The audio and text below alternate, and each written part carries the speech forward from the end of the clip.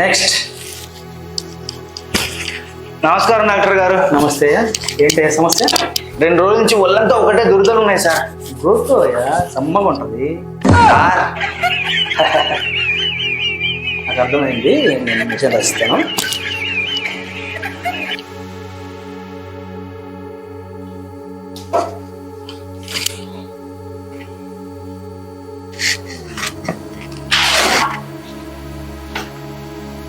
ఏంది సార్ ఇన్ని మందులు ఉన్నాయి?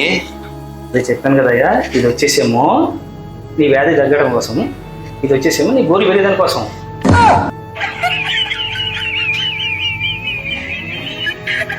అర్థమైంది కదా? నీ మీద నాకు డౌట్ వస్తుంది. ఖచ్చితంగా మన మెడికల్ షాప్లో తీసుకుంటావు కదా?